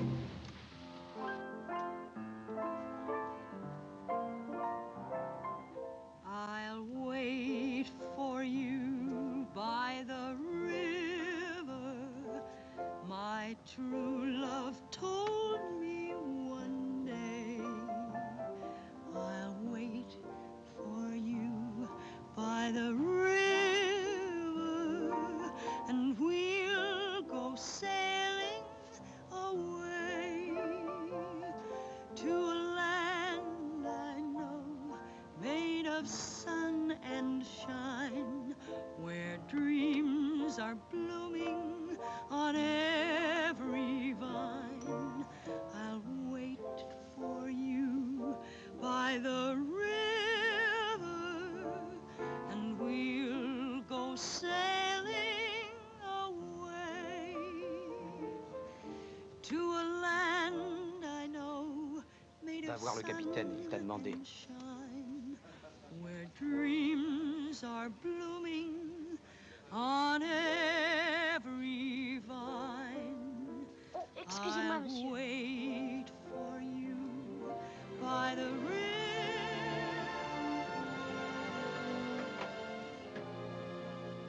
Vous m'avez demandé, capitaine? Oui. Veux-tu faire quelque chose pour moi? Oui, capitaine. Veux-tu prendre le gouvernail? Le gouvernail? Oh oui, capitaine. Tiens, approche, mets-toi là. Merci, capitaine. De la souplesse et de la fermeté. Ce bateau n'en fait qu'à sa tête, mais tâche de lui montrer qui est le patron. Ça n'est pas plus difficile que de conduire un radeau. Qui aurait pensé que je piloterais un bateau à vapeur à moi tout seul? Oh, fais bien attention, petit. Il faut de longues années pour connaître ce fleuve. Et quand tu crois le connaître, il change encore de visage. Oui, peut-être. Mais ce qu'il a de merveilleux, c'est qu'en suivant toujours son cours, il peut vous emmener jusqu'au bout du monde. Oui, si tu apprends à le connaître, le fleuve t'obéira peut-être, mais son humeur est changeante. Il peut te briser sur ses rochers ou encore t'aspirer dans les profondeurs de ses gouffres. Mais en ce moment, il n'y a aucun rocher en vue. Oh, c'est qu'ils sont cachés. Il y en a quelques-uns à bâbord, là-bas. Et là, c'est un banc de sable qui se forme. Je m'y attendais à cause du printemps que nous avons eu. Quand parfois tu distingues des lignes, des cercles qui jouent sur l'eau dormante, c'est un indice qui nous prévient qu'il se forme un écueil dont il faudra se méfier. Oui, des indices. C'est là tout ce que le fleuve daignera t'accorder. Quand le soleil est brûlant, cela veut dire que le lendemain, le vent soufflera fort. Le bois qui flotte veut dire que le fleuve monte. Les nuages d'argent voilant la lune t'annonceront qu'un orage se prépare et ces orages-là peuvent te balayer comme un fétu de paille. Oui, rien que de faibles indices. Et il faut que tu les connaisses tous si tu veux connaître le fleuve. Quand je regardais ces indices, je trouvais ça tellement... Merveilleux. Oui, capitaine. Maintenant, vous me dites qu'ils annoncent des catastrophes terribles. Oh, mais ils gardent toute leur beauté. Il ne faut jamais l'oublier, mon petit. La beauté du fleuve vous remplit d'abord d'admiration, oui. Puis on s'aperçoit de tous les pièges que cache cette beauté. Et ces pièges vous font oublier la beauté du fleuve. Ça, c'est un grand malheur. Et si par hasard ça t'arrive, mon garçon, quitte le fleuve à jamais. Mais pour l'instant, il ne faut pas négliger ton travail sur ce bateau qui consiste aussi à servir les officiers. Alors tu vas descendre au bar et me chercher une bouteille de bière. Oui, capitaine. Tout à l'heure, quand mon second viendra prendre son quart, j'aurai grand besoin de me délasser un peu. Va, dépêche-toi. Oui, capitaine.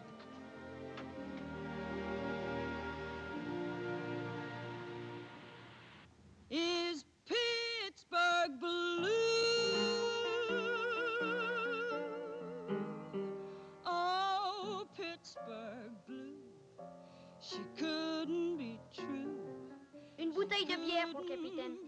Barman, donnez à boire à madame, je vous prie. J'ai l'impression que si je... Mais on dirait bien qu'il... Mais c'est toi!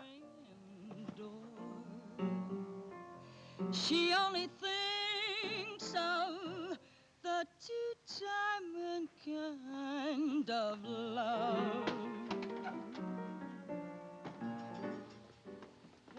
Je ne vais pas te rater cette fois-ci. Tu sais ce que je vais faire? Je vais te jeter sur les palettes de la roue. Et même si on arrive à trouver quelques-uns de tes membres déchiquetés, on dira toujours que c'est un accident. So if you wanna see bad news, go up and take a good look at her. I tell you, man, when she was born. Je le jette sur la roue à aube et qu'on en finisse. Non, non, non, Bille Verte. C'est pas très chrétien de le tuer. Je n'ai pas voulu faire de tort à votre royauté, je vous jure. Nous savons cela. Moi, de par mon droit divin, et Bille Verte, de par son infinie sagesse, avons deviné que le sort de ces pauvres jeunes filles était le seul motif de tes actes. Nous savions tout ça. Ah ouais? Mais naturellement. Aussi, nous laisserons le passé mourir de sa belle mort. Et maintenant, serrons-nous la main, Patrice. Abner, Abner. oh, une pièce d'or de 20 $, Majesté. Rien ne vaut la royale effigie, mon cher, pour raccommoder une si vieille amitié. Merci beaucoup. Excusez-moi, Majesté, mais il faut que j'aille porter sa bière au capitaine. Oh, Abner, dis-moi, comment va ton ami africain? Qui ça, Jim? Mhm. Il s'est noyé. Il est tombé du radeau pendant qu'il dormait. Il ne s'est aperçu de rien. J'ai veillé à ce qu'il ait des funérailles de première classe. Mais tu as certainement dû avoir beaucoup de chagrin. Non. En dormant, il parlait tout le temps. Il racontait qu'il allait fuir vers les États où il n'y a pas d'esclaves. Non. Ça me rendait furieux. Je serais allé jusqu'à le pousser moi-même dans l'eau. Je l'aurais fait, je vous le jure. Heureusement, il est tombé tout seul. Ça m'a évité une drôle de corvée. Eh bien, je crois que tout est pour le mieux, n'est-ce pas? Car s'il était à bord de ce navire, sa vie ne vaudrait pas cher. Demain matin, nous touchons la dernière escale avant Caïro. Ce sera plein de chasseurs d'esclaves. Et des tas de représentants de la police vont fouiller ce bateau pour rechercher les fugitifs. Eh bien, bonsoir, cher Abner. Fais de beaux rêves. Tu viens, Bille Verte?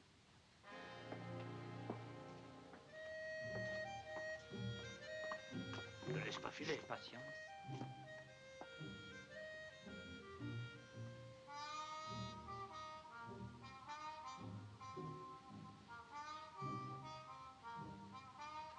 Faux jeton.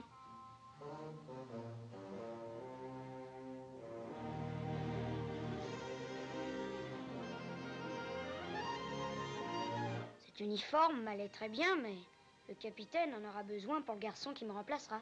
Eh bien, reste ici et j'irai à terre tout seul à la nage. Le territoire libre n'est plus très loin à présent. Mais, si jamais tu te fais attraper, on va me ramener chez mon père.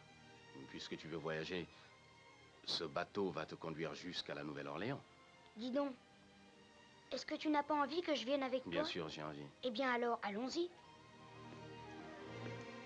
Allons-y. Attention, ne faisons pas trop de bruit. Allez, on y va.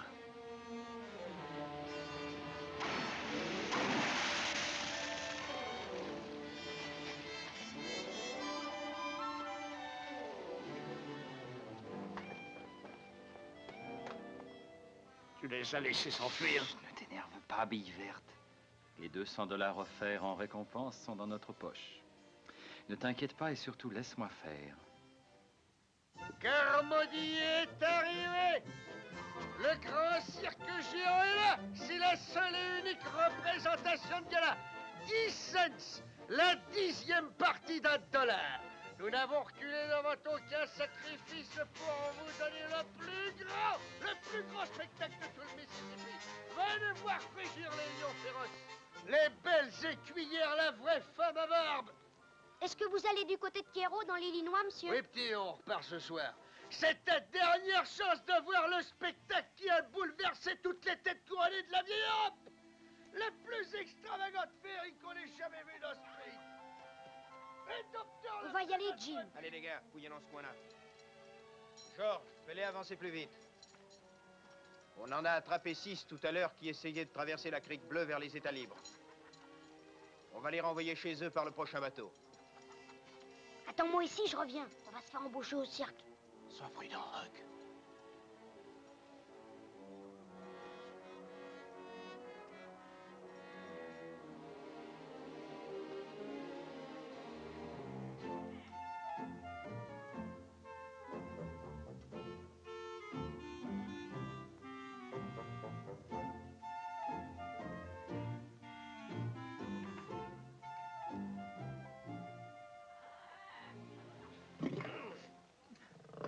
Homer, veux-tu te lever? Tu n'apprendras jamais rien si tu restes couché. Homer, voyons. Pardon, monsieur, où est-ce que je pourrais trouver monsieur Carmody? Tiens, voilà ton dîner. Homer n'aime pas les navets. Il mangera des navets comme tout le monde. Mais monsieur Carmody, si on ne lui donne pas un peu de viande rouge, j'aurais très peur d'entrer dans la cage avec lui. Qu'est-ce qui est arrivé au zèbre? Eh bien, c'est lui qui tirait le chariot de tête le soir où il pleuvait à verse. Oh. Quand on arrivera à Chicago, j'espère qu'on pourra te donner un petit peu de viande. Monsieur Carmody! Rien que 10 cents, la 10e partie d'$1. Nous n'avons pas lésiné sur la dépense pour vous offrir le plus grand spectacle de tout le Mississippi. Nous avons un charmeur de serpent. C'est moi. Un brave parmi les braves qui défie tous les soirs la mort en montant sur le dos nu du sauvage zèbre africain. Et il peut être très vicieux parfois. Vous n'avez pas l'air d'avoir l'empereur de Patagonie, il me semble. Un empereur de Patagonie? Non, nous n'en avons pas en ce moment. Mais par contre, nous avons un jongleur qui fait un numéro unique dans l'histoire du Mississippi. Si seulement j'avais des oranges, je te montrerais. Et nous avons un dompteur de lion qui se débrouille pas mal du tout. Oh, eh bien, comme je suis moi-même le plus jeune dompteur de lions du monde, tout ça ne peut vraiment pas m'intéresser. Tu es le plus jeune dompteur de lions du monde? Dans le cirque de mes parents, c'était mon titre officiel, du temps où ils avaient un cirque, avant que la petite vérole ne les emporte tous. L'empereur de Patagonie et moi, on l'avait eu déjà auparavant. Alors bien sûr, on s'en est sorti. Ah, j'ai jamais entendu parler de la Patagonie, puis encore moins de son empereur. Ah, vous m'étonnez beaucoup, c'est à peine croyable. Dans tout l'Ouest, tout le monde venait pour l'admirer. On faisait des kilomètres à pied pour venir voir un authentique représentant de la royauté. Voyez-vous, mon père et ma mère, ils ont enlevé l'empereur de Patagonie, du temps où ils évangélisaient les infidèles. Ah, je croyais qu'ils possédaient un cirque, tes parents. Oh, c'est que... ils ont acheté le cirque quand ils ont vu que les infidèles, ça ne rapportait pas, vous comprenez? Ah, je vois. Mais par contre, ils ont fait fortune avec l'empereur. C'était notre plus grosse attraction. J'en avais des crampes au bras à porter les sacs remplis d'argent tous les soirs. Ainsi, tu es le plus jeune dompteur de lions du monde, hein? Monsieur Carmody, nous avons déjà un excellent dompteur. Moi. Je ne prendrai jamais la place d'un de mes confrères. Homer pourrait ne pas aimer travailler avec un autre dompteur que moi. Et je pourrais ne pas aimer travailler avec Homer.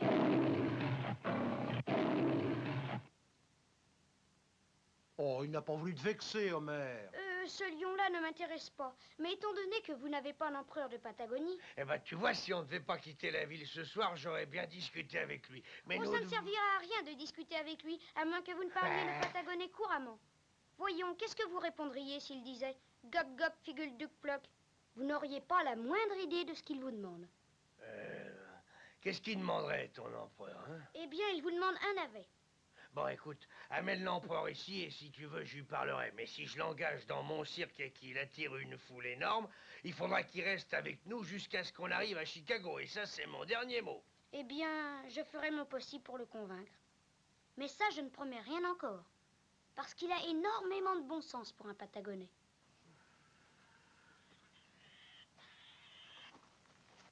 Vous n'avez pas avalé ces bobards, n'est-ce pas, monsieur Carmody? J'en ai pas cru un traître mot, mais vois-tu, je suis sûr que ce gosse a plus de disposition pour le cirque que toi et moi n'en aurons jamais. Alors, reste tranquille et je vais faire de toi le plus joli petit zèbre qu'on ait jamais vu dans l'histoire du cirque. Là. Abor, Azotep, Toeta, Ayagu. Vas-y, continue comme ça. On dirait un vrai Patagonais. Écoute, petit, c'est bien gentil à toi de m'apprendre le patagonais et tout ça, mais pourquoi ne pas attendre la nuit et en profiter pour passer la frontière, hein? Et tu te feras prendre, j'en suis sûre, Jim. Avec mon système, on sera transporté, logé et nourri jusqu'à Chicago. Le patron, il n'arrivait pas à tenir en place. Il mourait d'envie de nous voir travailler chez lui. Tu t'imagines un peu? Carmody, le cirque le plus célèbre du monde entier. Carmody et Finn, le cirque le plus célèbre du monde entier. Finn et Carmody, le cirque le plus célèbre du monde entier. Essaye encore de parler. Mesdames et messieurs, vous avez tous admiré le grand ours polaire, l'hideux et cruel vautour, le zèbre africain, le lion rugissant, la plus extraordinaire femme à barbe de l'univers, les pygmées, les animaux savants et tout le reste. Et maintenant, pour la première fois dans l'histoire du spectacle, Carmody, le cirque le plus célèbre du monde entier, présente, accompagné par son ami et interprète, qui fut autrefois le plus jeune docteur de lion au monde, sa grandeur, l'empereur de toutes les Patagonies. L'empereur vous salue. Et maintenant, si l'un d'entre vous a des questions à poser à sa grandeur sur n'importe quel sujet, depuis la politique des Patagonais jusqu'à leurs relations diplomatiques, ou encore la vie au harem, qu'il parle sans nulle appréhension. Alors avez-vous des questions? Ça gagne combien un empereur en Patagonie? Ouga ouga, ugi iga iga, ouga abouga bouga. Siwa goua gougou oh. Plom plom. Il gagne 100 $ par mois. Il gagne 100 $ par mois, je ne l'aurais jamais cru. Et maintenant, y a-t-il d'autres questions? Ne sait-il pas que c'est un péché d'avoir un harem? Tic-toc, toc, ouga bouga, gaga. Nou ouarilu sim sim. L'empereur dit qu'il ne le savait pas jusqu'à son arrivée ici. Mais quand il retournera dans son pays, il promet de chasser tous ses harems, excepté un seul. Voilà qui est équitable et c'est en plus un moment historique. Voyons, avez-vous d'autres questions? Oui. Je voudrais poser une question à monsieur l'empereur. Va chercher le shérif. Très bien, parlez, n'ayez pas peur. Alors, parlez donc, monsieur l'empereur est très aimable ce soir. Je voudrais demander à l'empereur quelles sont les peines prévues en Patagonie contre un empereur qui ne serait qu'un charlatan.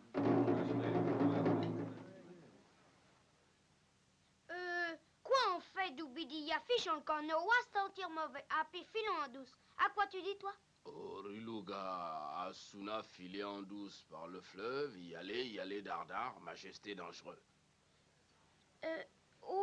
L'empereur dit que c'est une question vraiment très intéressante. Et il voudrait qu'on lui laisse 1 ou 2 heures pour réfléchir.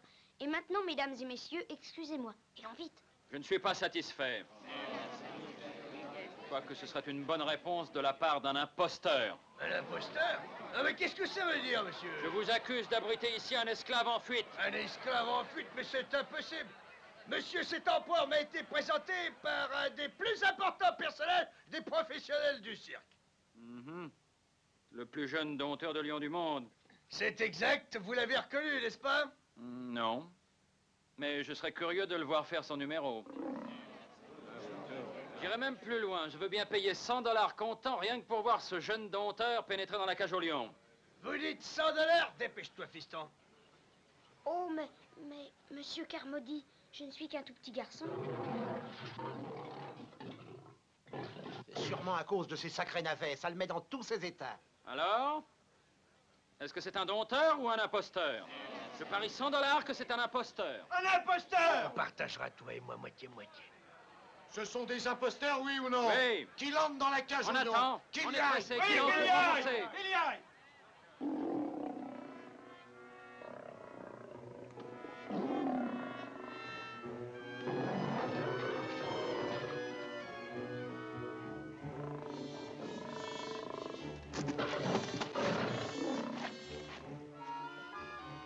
Tire-la bien droite. Fais bien attention. Et surtout, n'aie pas peur.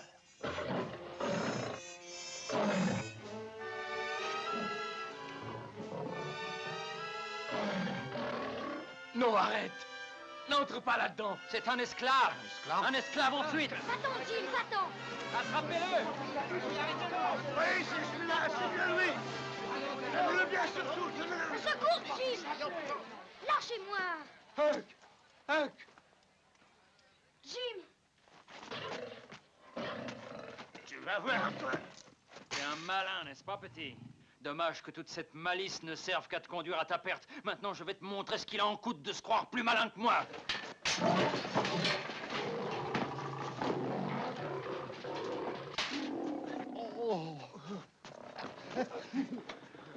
Au secours! À moi! Au secours! À moi! Espèce d'abruti, et ça fait des semaines qu'il n'a pas eu de viande. Oh non, sortez! Vous n'avez pas honte? Non, ce n'est rien, mon trésor. Allons, calme-toi, mon minet.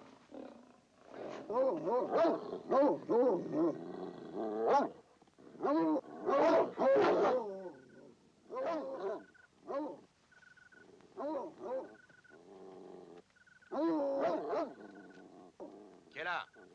Blackie, Toby, taisez-vous. Ça vous réveillerait un mort.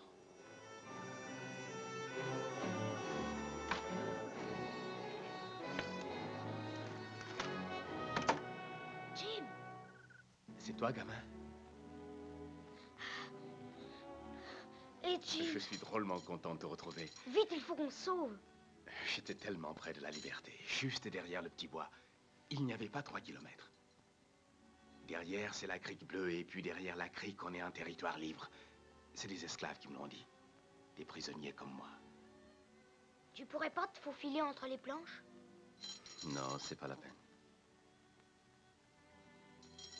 J'ai trop de péchés sur le cœur. Oh, tu es tout le temps à raconter tes péchés. Est-ce que tu te vantes ou quoi? Sauf la fois où tu t'es enfui de chez la veuve.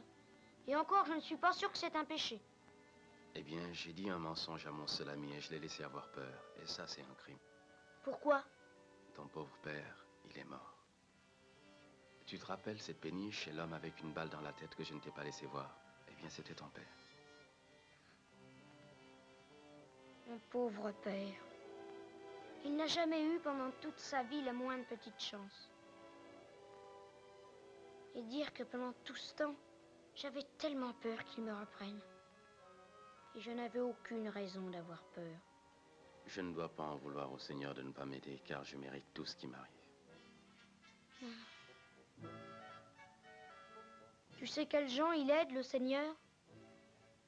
Il aide ceux qui s'aident eux-mêmes.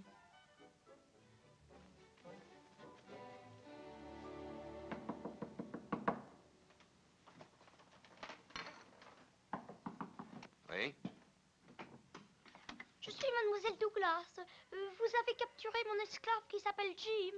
Ah oui, mademoiselle. Entrez. Je vous en prie.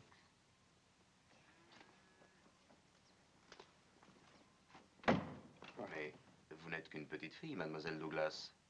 Une bien jolie petite fille, je dois dire.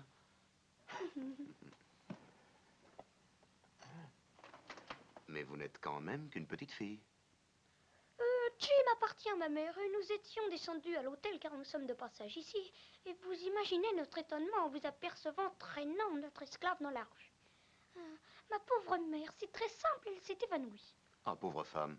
Asseyez-vous. Oh, merci, vous êtes très aimable. Il faut que je me dépêche de ramener notre Jim pour que maman puisse enfin respirer. Oui, bien sûr. Je vais le chercher.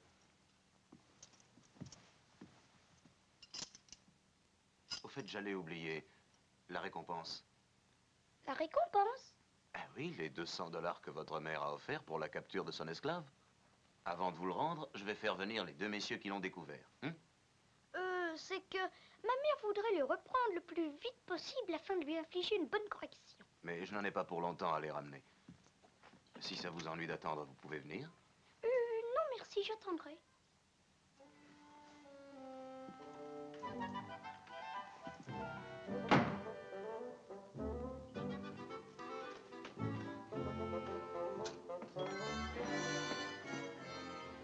Tiens, bonjour. Je savais bien qu'il y avait quelqu'un. Le shérif est allé chercher les 2 messieurs qui ont capturé notre Jim. Oh. Oh, mais c'est une bien jolie robe. Oh, j'ai mis n'importe quoi. Ma nièce Betty en a une qui lui ressemble étrangement. Elle est à peu près de votre taille, d'ailleurs. Vraiment? C'est curieux. Betty est venue passer quelques jours chez nous. Dans cette maison? Elle vient d'avoir une petite sœur et chez elle, tout est sans dessus-dessous. Vous n'avez pas besoin de chuchoter. Même le tonnerre ne réveillerait pas ma nièce. Mais asseyez-vous. Merci de votre gentillesse. Voyons un peu. Quel est votre prénom, dites-moi? Sarah. C'est très joli, Sarah. Ma mère aussi s'appelait Sarah. Oh. J'ai toujours dit à mon mari que si nous avions une fille, je l'appellerais Sarah. en souvenir de ma mère. Une petite fille bien mignonne, c'est si gentil. On peut l'habiller de dentelle, de fanfreluche, et puis on lui apprend à cuisiner, à coudre. Oh, ma mère m'a appris à faire toutes ces choses-là, vous savez. Elle en a de la chance, votre mère. Notre mariage n'a été béni qu'une seule fois. J'ai eu un fils. Il ressemblait à son père, le cher enfant. Oh, que je suis maladroite. Voilà que j'ai perdu une maille. Oh, je ne la vois nulle part. Ce n'est rien, je l'ai rattrapée. Rappelez-moi donc comment vous vous appelez. Mary. Oh, je croyais que vous aviez dit Sarah tout à l'heure. Oh oui, bien sûr. C'est Sarah Mary. Parfois on m'appelle Sarah et parfois on m'appelle Mary. Oh, c'est comme ça que ça se passe chez vous, alors? Oui, madame. Rendez-moi un petit service, voulez-vous? Oui, madame. Enfilez-moi une aiguille.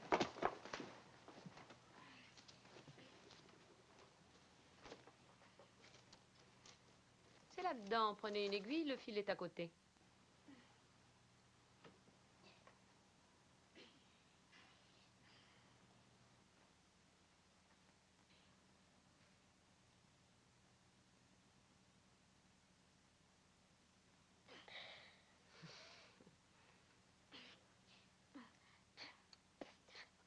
Oh, ce n'est rien, je l'aurais fait si j'étais seule, mais on m'a toujours dit de pas cracher en public. C'est pas bien élevé.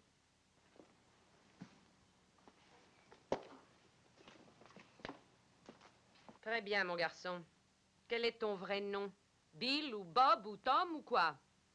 Je vous en prie, ne vous moquez pas d'une pauvre fillette sans défense, madame. Allons, tu n'es pas une fille. Tu ne te tiens pas comme une fille. Tu ne sais même pas enfiler une aiguille. Imaginez qu'on puisse tenir le fil et l'enfiler en amenant l'aiguille. Tu ne portes pas des chaussures de fille. D'ailleurs, je vois que tu ne portes pas de chaussures du tout. Essaierais-tu de m'embobiner par hasard? Qui donc es-tu? Un apprenti évadé? C'est parce qu'on t'a maltraité que tu t'es enfui de chez toi? C'est pour ça? Mais enfin, qu'est-ce que tu fais ici? Il y a des gens qui m'ont dit qu'ils me paieraient si j'aidais les esclaves à s'enfuir. Les abolitionnistes. Je vois que tu es honnête, c'est déjà ça. Tu raconteras au shérif tout ce que tu viens de me dire, et il ne sera pas sévère avec toi. Oh, merci, madame. Est-ce que je pourrais avoir un verre d'eau, s'il vous plaît? Je vais te donner de la limonade. J'ai tellement soif. Je garde toujours un pichet de limonade pour mon mari.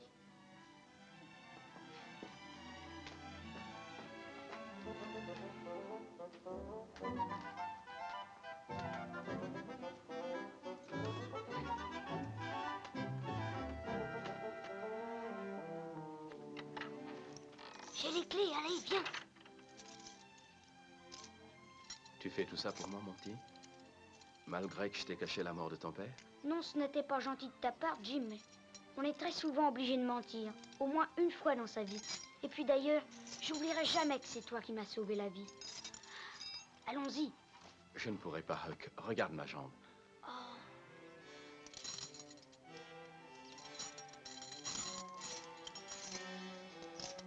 Oh, ça fait mal, tu sais. Je crois que ma jambe est trop grosse. Oh. Oh, Jim. Oh. Allons, viens, filons. Aide-moi. Dépêchons-nous. Allez.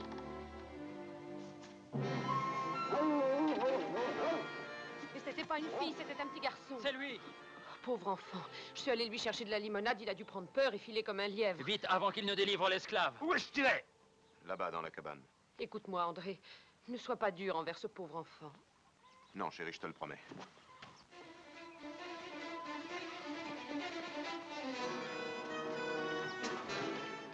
Ils se sont enfuis. Enfuis? Va chercher les chiens. Ils ont défilé en direction de la crique bleue. Et nos $200? Allons, dépêchons-nous. Blackie, Toby, en route.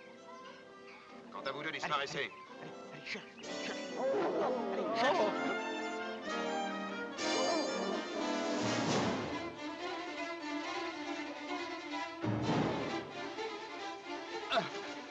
Appuie-toi sur moi, Jim.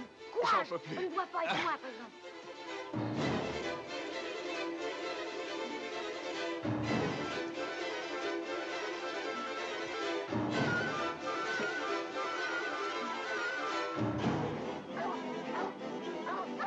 Ça y est, ils ont trouvé la piste. Peut-être que les autres esclaves ont menti. Peut-être qu'on a pris le mauvais chemin. Allons, viens, c'est par là, j'en suis sûr. Regarde, par ici.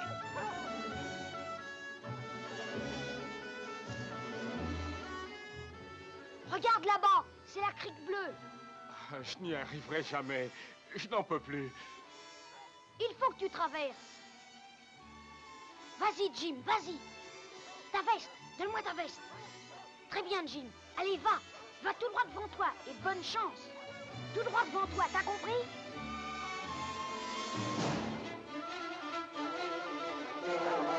Ils sont passés par là.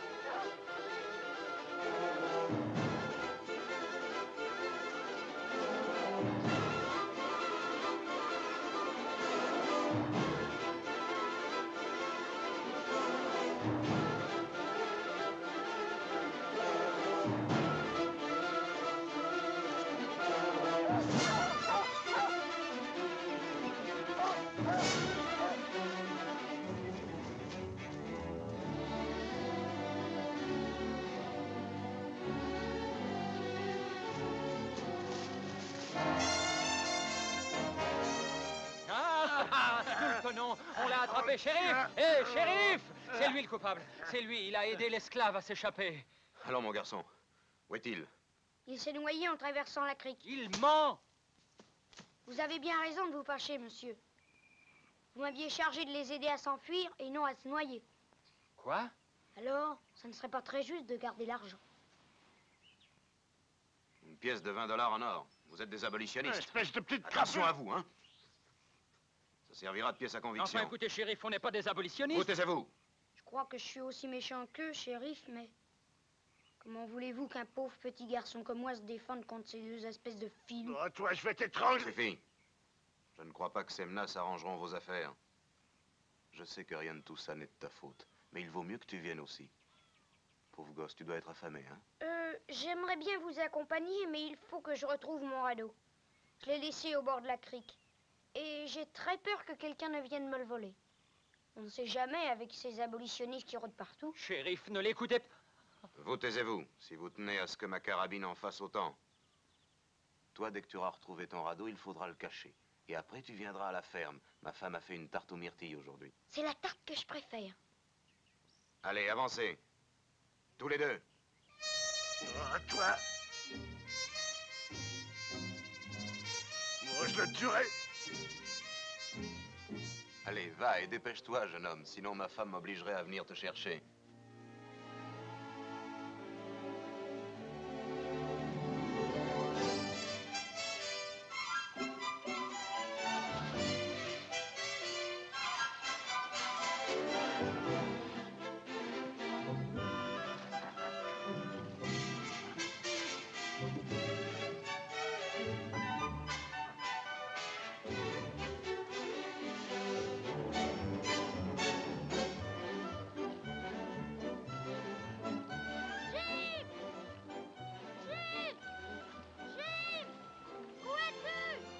Je suis là! Hein? Regarde ce que j'ai trouvé! Un nouveau radeau! Il est beau, pas vrai? Il est formidable! J'ai de la chance, tu crois pas? Où est-ce que tu l'as trouvé? Oh, c'est vraiment un joli radeau! Sacré petit gamin. Oh, je suis tellement contente de Oh, te retrouver. moi aussi. Oh, notre radeau était bien plus beau, il n'y a pas de comparaison. Il faudra installer une petite tente pour dormir et se protéger de la pluie. Et avec un sol en terre battue, on sera à l'abri des vagues et bien au sec. Au fond, je ne lui ai pas menti au shérif. Il vaut mieux que tu ne te montres pas. Il va revenir pour m'emmener chez lui. Ça n'a plus d'importance. Je suis enfin libre. Moi aussi, et j'ai bien l'intention de le rester. Cette gentille femme a probablement décidé de m'enseigner le meilleur moyen d'enfiler une aiguille proprement. Qu'est-ce que tu vas faire? Oh, je crois qu'il faudra que j'aille faire voir à la veuve et à Madame Watson que je suis vivant. Ça, c'est bien. Il faut faire ça. C'est ça que je devrais faire. Mais je ne pourrai jamais remonter le fleuve sur mon radeau. Alors je vais continuer à naviguer vers le sud encore un peu. Peut-être même que j'irai jusqu'à la Nouvelle-Orléans. J'ai bien envie d'aller avec toi. Non, mais tu n'es pas un petit peu malade, après tout le mal que je me suis donné? Alors pourquoi tu ne viens pas avec moi? Nous trouverons du travail dans le Nord. Peut-être dans la même boutique. On travaillera, on fera des économies, et puis on aura notre boutique à nous. Oh, si tu voulais, Huck, bientôt on deviendrait très riches, toi et moi, mon petit. Dis, ça ne serait pas merveilleux? Oh non, je ne serai pas heureux dans une boutique, Jim. Je crois pas que j'arriverai à me civiliser, tu comprends? Les boutiques, je les connais bien.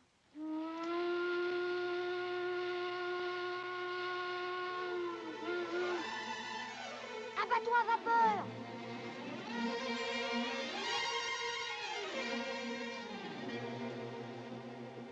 Il va vers le sud, Jim.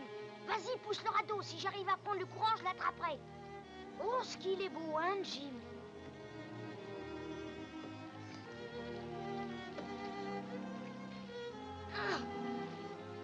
Fais bien attention, petit. Quand je pense à toutes les aventures qu'un gamin comme toi peut avoir jusqu'à la Nouvelle-Orléans... J'espère bien. J'espère que tu deviendras très riche. Aussi riche que Crésus lui-même. Huck, tu m'écriras? Je ne suis pas très fort en écriture, Jim. Ça ne fait rien. De toute façon, je ne sais pas lire. Au revoir, Jim. Au revoir, mon petit gars. Que le Seigneur te bénisse.